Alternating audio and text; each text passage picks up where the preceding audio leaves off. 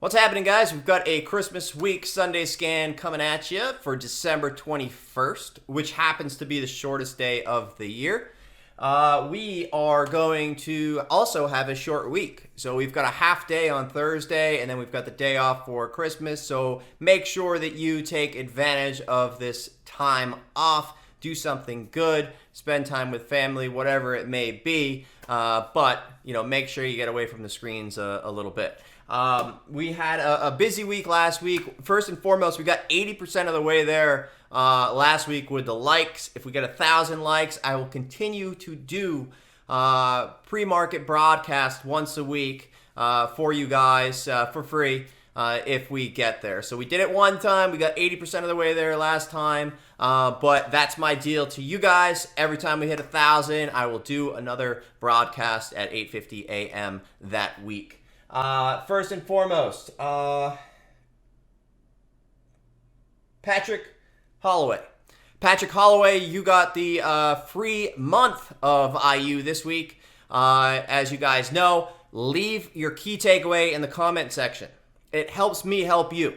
For example, I had mentioned something a week or two ago about how I look for dip buyers to become pop sellers. And that stuck out like a sore thumb to you guys. And that feedback helps me either help you guys or help my members, or at least articulate better thoughts of what that means and how you can identify it and things like that. So with the feedback that you guys give through the comment section, it allows me to give you guys better information and better examples and maybe carry on a better discussion that is going to help you guys in the end. So I appreciate you guys watching. All you guys have to do is leave that comment, key takeaway. You're either going to get a free shirt eventually. You're going to get a free month of IU. We do once a month, as well as a book, Momo Traders. For those of you guys that haven't read that yet, it's great. I did that with Brady, and I did that, I just did one chapter in it, came up with the idea, and then he interviewed a bunch of great people. So anyway, let's get there. If you haven't already, by the time we're about 2 minutes in, like the video. T-shirt we did. Key takeaway. All right. So what I wanted to talk about this week was that sometimes the most obvious trade is not the right trade, right? However, you could still make money from it. You just have to be one step ahead. So for an example, VIRI. VIRI was a recent IPO. It was a very thin, couple million share float type of IPO, where if you look at everything that was running this week, it was, it met all the specifications, or had all the check marks for a potential runner.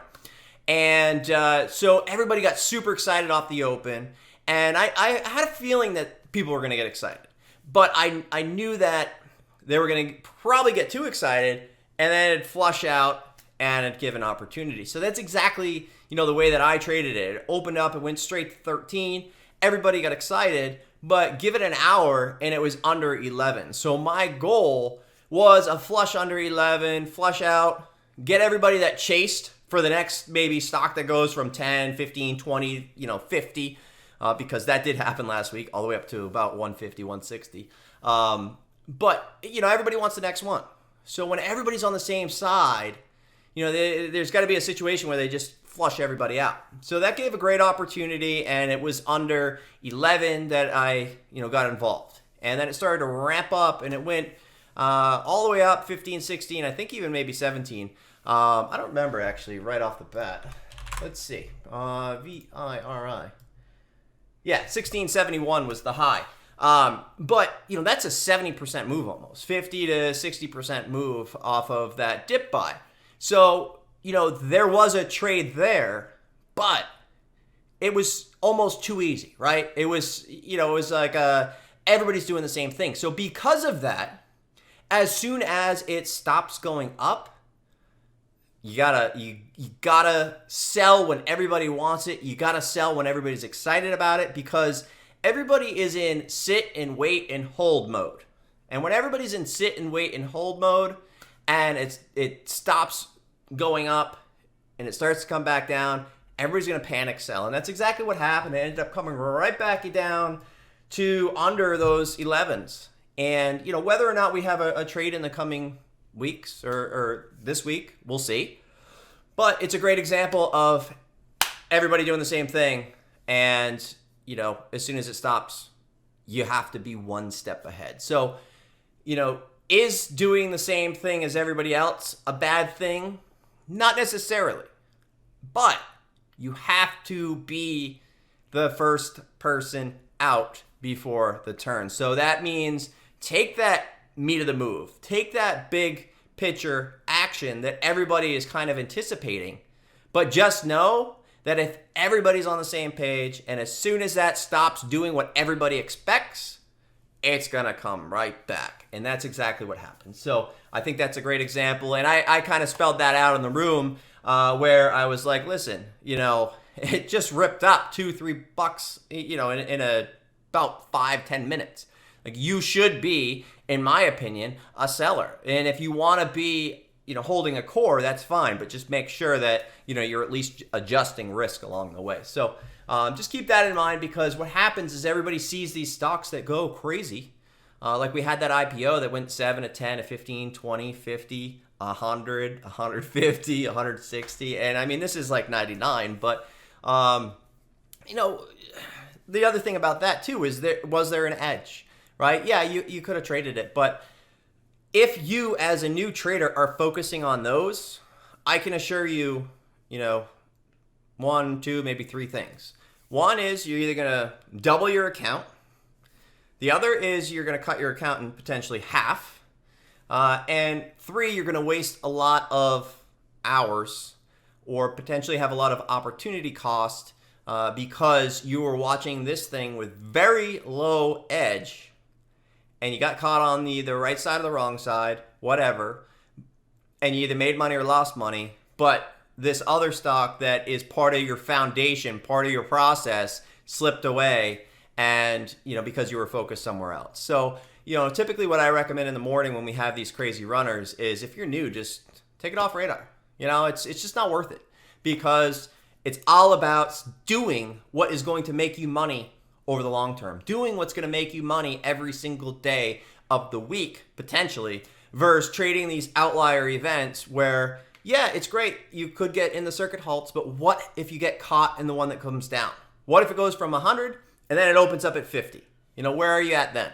So keep that in mind. One of the other comments that, or one of the other things that I wanted to talk about was, compounding gains. We're in a great compounding market where you can just literally compound those gains left and right, because winners are becoming bigger winners, right? We've got some ridiculous moves on the long side. And I think that one of the biggest takeaways, at least from conversations with people, including myself, when if I have some dumb trades and instead of letting a trade that is working perfectly work, I start to take it off because hey, I just lost on some of these other ones, and hey, I made it back on this one, right? And even though my goal on this particular name was to let it work and let it continue to go, but I'm taking the gains because I want to offset these losses. And I think that is the reason why we always need to stay on our A game. Losses are part of the game. I'm not talking about, just your normal stop outs and things like that. But if you're running into a situation where you have a pullback after a pullback after a pullback, when you finally get on the right side of something, and you in any other market, you would want to let that work, which has been phenomenal lately. Look at Laser, LAZR, QS, all these different names where you literally let it work and it just compounds every single day. But when you have these losses, uncontrollable losses, dumb losses, overstays, average downs, all that kind of stuff, what's going to happen is now you're down on these and you've got this swing that's working perfectly. And you think it's going to actually go another 30, 40, 50%. But guess what? You're locking in. You're taking it off because you're offsetting these ones. Stock does as you thought, but you're out because you offset these ones. So the key is to minimize minimize those outlier unwinds, losses, and all that crap, because that's going to change your game plan on these. And, sometimes, the upside and the downside with this is that, sometimes it's going to work perfectly and sometimes it's not. Sometimes you're going to be up a whole lot more, but then it's going to, you're going to end up minimizing the trade. And it is what it is. But for the most part, from my experience, when I let the trade plan work, it's better off to do so. And so that's why I always separate different accounts for different styles, right? So, the IRA and E-Trade, I might have a bigger picture idea and let those trades work out. That way, I'm not letting, some other intraday trade that I was silly on dictate what I'm going to do with this other trade that's working. So keep that in mind. It's all the more reason to always stick to your rules and not have those outlier unwind days, because, when you're trading well, it doesn't matter, what you're up here, because the end game's here. So if you're always taking it here, you're never going to get that exponential return. And, I've had that conversation all the time sometimes when I'm frustrated, and I go and, talk to my wife about it. I come in, she's like, what's wrong? And, I'm like, I was just up so much and I minimized it. She's like, I told you, lock in. And, my answer is always like, yeah, but when I had that huge score, what if I had always locked in there, right? What if you were always locking in at that level, right? So that is the difference between, your typical trades and then compounding those winners. So I challenge you guys to kind of think about that, separate those two ideas. But, the only way to get to that next level and let those big moves work and get those exponential compounded growth, kind of situations happen is by letting that trade work. The upside and the down, there's upside and downside to it, right? Like I said, sometimes you're going to minimize, right? But for the most part, especially in this market, it's worked out pretty well. And I've just been trend joining, letting them work. And, you want stocks to consolidate. You want to have a big picture idea. And, that, in my opinion, will work until it doesn't work anymore. And when it stops working, I will adapt, just like I did this past quarter on, a mostly long side type trades, right? So, and on that note, one of my goals that I've been talking about on here is swapping from only one way and actually flipping to the short side. So, this week I did that on, what was it? Gotta find it. Oh, that one right there. UAVS, I had a swing trade this week. I talked about, how I thought it could be like MVIS and where it could break out to potentially 4 to 6 range and maybe trade, 50 or 100 million shares, something like that. So we went straight up to almost 420 or so, something like that. So I ended up locking in the swing trade. And then I got short, faded it back down, and then I re-put the long back on. So, again, it begs that question. If you're buying, you're thinking it's going higher, but if you're selling, you think that it's the top. So why wouldn't you also short and potentially, fade it back down? And then if you're covering, you essentially think that that's bottom, so why wouldn't you be long? So that's a lot of work.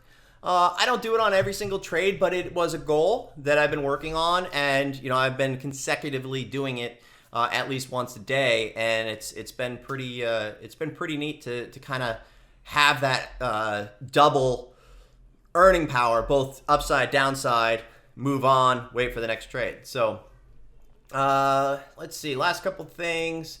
Take gains versus letting it work, and again, just post exhaustion for the win. And what do I mean by post-exhaustion? I'm talking about, there's going to be times that I start into the front side of the move. I've said that a million times. But the idea or the concept is, for any size for me right now, I'm letting things happen. Like, let it blow off. Let it squeeze everybody out. I don't need the top. I don't need within a dime at the top. Let it blow out. And there's just so much range lately. Let those dip buyers become pop sellers, and then I'm picking up the pieces. then I've got somewhere to risk. Then I have more competition on the offers. When you wait until post-exhaustion, you have more competition on the offers. What does that mean? It means that you're not going to get caught up. And again, there's always market risk. So that doesn't mean there will be never a situation like that. But when this happens, when you have post-exhaustion, when it exhausts everybody out and you're trading after that, now you have more competition on the offers. Before, it's so thin and the fear is so high because the shorts are just, where is the top? I'm nervous. I'm scared. I'm going to cover. And we go, whoa, blow everybody out. That is what I want to see happen before I start to get involved. And that's been a big change for me. I've been a lot less stressed on a lot of these momentum names and a lot less range as far as, P&L going up and down and before the trade is right. So anyway, that's the start of this scan, and hopefully you guys learn something. And again, leave your key takeaway. That's how I learn what you guys are taking away from this, and it helps me. Like it so we can do a broadcast this week, and we'll get right into scan for tomorrow. All right, guys, so this week we've got a couple main watches that I'll be looking at. Once again, as you guys know, this is all informational purposes, educational purposes, and at the end of the day, you obviously need to have your trade plan. We always put the disclaimer at the bottom, but just in case you need to actually hear it as well, there you go. So, CURO. This one was a crazy ripper, and this is just a sign of the times. Like, this stock has been, sideways. Obviously, it had news, but, it's just these huge moves where it just pops up. It's in the 11, 12s. All of a sudden, it pops up to the 15s, goes all the way up to the 22s. People got bent. And so it offered a great opportunity, and I am trading into those parabolic type moves. Obviously, you can't use aggressive size, and when it flushes out, you got to be there because you don't know if it's just going to flush out and continue on. So for me, once again, the way that I draw the lines to kind of help me gauge what levels I might be interested in is I look left and I look at where it's had an issue with resistance, and I look down as where it's had an issue with support. And so if I'm going to be patient, if I were to short this thing and actually be patient with the trade, I would not be patient until it's under 15. So what I mean by that is if I end up taking a trade 18, 17, 16, whatever, and it flushes out, I'll be on the cover side as long as it's over 15. And then if it starts to break down and under 15, then I'd definitely be interested in a potential unwind. Other than that, over 17.50 and 18, if it starts to base, then we have a potential squeeze opportunity once again. So I like the opportunity here, like the range. The volume was pretty nice, and I think that we'll have at least another day or two of action there. FEYE has been just, these moves are insanity. And, this stock was literally 14, 15 pre, and it went straight to, 20. And that's a big move, on any stock, but especially on this one. This stock's been stuck in a range for a long time, and now we're already back up to basically the high. So what interests me is, if you look back, you pretty much have some resistance, at this level. And so right around 20, right around 2050s or so. So to me, if this were to gap up 2050 plus 21, I'd be looking for a blow off and then come back, settle under that level. That doesn't mean in the short or medium term to long term it's going to not go over it. Just a lot of times you see it break through, come back under, exhaust out all those sellers, and then pick a trend. Is it going to go higher or lower from there? So I would react to a move like that. Otherwise, if we have a relatively weak open, then I would probably watch to prior support. So if 1850, 1870s, 1880s starts to build, then definitely an interest for me. And then potential rally back to 19, 1950, 20, so on and so forth. Plug was great. This is another example of you don't have to trade every stock at every moment, but just pay attention to this stuff that is just going up without taking any breaks.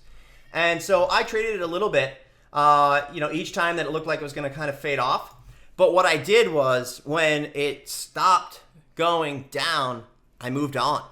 And because of that, I didn't pre-exhaust myself. And because I didn't pre-exhaust myself, I was ready to go over here. We had failed fall through, failed fall through, failed fall through. Then we ended up breaking under that prior support line and a nice unwind.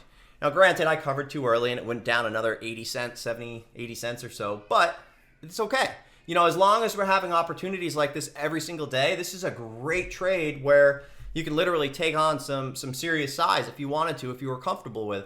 And, it's a great opportunity. So those are going to be my main watches. As you guys know, I break it down. Main watch, failed follow through, which is basically looking for momentum to kind of fail off and then join that trend. And then continuation plays, which is potential long opportunities, some of which I'm already long, which I typically, would tell you when I'm talking about it. So MARA and RIOT. So Mara and Riot, both big blockchain style Bitcoin names, which have just been going crazy. And, sometimes we look at the trade, we look at the volume, we look at the filings, and we're like, okay, really how much higher can it go? And I did the same thing a couple of years ago. And, that's what happens and then people get short and short and short and short. And then Bitcoin goes nuts. And guess what? Everybody gets squeezed. So I want to be cautiously, I've been watching Bitcoin during the day. It helps out, bigly. And, we have that in IU. You can just pull the drop down and pull up the Bitcoin chart live so you can, trade it more effectively. But, these things have been, they're very overextended, but it doesn't matter if Bitcoin keeps on going up. If we go to 26, 27, 28,000, guess what? These things are going to go 10, 11, 12, or in Riot's case, 11, 12, 13, 14, whatever. So big range, big opportunities. I had a great trade on Thursday. I thought I was going to crush it on Friday. Scaled in, it was great. Started to rally back, and I said, you know what? I'm not going to fight this thing. It stopped going down, and just like I said, in this current market, the only sellers are short sellers. So when things stop going down, and I'm sized, I'm going to go ahead and move on. So that's exactly what I did, and it ended up being the right move. So RDFN, once again, higher the better, and hopefully we have some type of opportunity to take advantage of this. And so far, it's been consolidating. If you notice, if you look at the daily chart, you've got actually some consolidation right here. You've got the dip and the comeback, the dip and the comeback. So we talk about that as good for longevity. So you look at this daily chart and you say, it's got to pull back. But the more it consolidates, the more it does this, the more it could support a move to 80, 85, 90, or whatever. So, yes, I am going to be short bias. Yes, I am monitoring it for it. However, we might only be in the 5th or 6th inning. So if we are, I'm going to wait for that squeeze to get involved. And but I'm watching this every single day because I know that this is going to be one of those A+ type setups where it is, one of those game changer type of trades. So it's all about timing. It's all about, not pre-exhausting. It's going to be very easy to pre-exhaust, add, and then, get ran over. So my goal is to not do that. VUZI, higher the better. This is another great opportunity. I was trading a little bit on the front side of the move, not much size. I was waiting for the trend to fail, and it didn't. One other thing too is it's always great to have some wish orders out there. So Citron actually came out on it, and I had a wish order, and they actually were not negative, but when the first tweet hit, algos kind of probably didn't know what to do, so it flushed out. It filled me, and then it ramped up. And anyway, I was able to, I faded it back, and it came into the target range. My goal was basically, I think I said 770s to 8 or 750 to 770s. So it went right into perfect range. And so I covered, moved on. But at this point, we've got maybe a little bit of, levels to watch, 830s, 870s or so, 860s. And if it were to base over this, I'd be cautious. But if it were to kind of gap up and shove into this level and fail, then I'd be looking to fade it again. And maybe they get some offering off here soon and things like that. But, one thing you got to think about is, look at the volume. So volume trumps all on the front side. Know what you own, but at the same time, just be a little bit cautious on, going on the front side of moves. So last but not least, on the failed follow through, you've got Tilray and you've got APHA. So these ones, I've been fading them. I didn't on Friday, but on Wednesday and Thursday after the deal, I've been fading the gaps. I guess it was Tuesday and Wednesday, but I've been fading those gaps. And higher the better, potential unwind, and I could see this continuing to fade back along the way. Other than that, let's see, continuation. So the continuation side of things is the ones that I'm looking at for potential long opportunities. So long opportunities for me, I want to see pullbacks, but the overall trend holds. So I always kind of look back at a chart and look at, okay, where's the base? And so you can see that there's the 550, 580s kind of base. You can see the buyers we talk about. You can see this pullback, buyer up to about 620s. So at this point, I'd probably be wanting to use that 620 mark as a sort of a guide, but look to get involved. And this is kind of reminds me of that NTZ trade that you saw me take in the 7, 8, 9 range, and it went nuts. So I'd love to get involved. I'd love to let this thing work as long as the trend holds, ideally over 620s, but realistically 580s, 6 on the first entry. You got to let it work. MREO, this one, major volume again. And, once again, you can kind of see the look left mentality. Great opportunity there, 420s range, and let's see what happens with it. But we had a good opportunity, consolidation, just as far as levels for tomorrow. 340s, 370s. You can kind of see, I don't want to get, crazy involved in between these two lines. You could spread it out a little bit, but your edge is when it breaks out of that level. If you're trying to figure out which way it's going to go off this consolidation, you're going to run into, getting chopped up, trappy action, and you just want to stay away.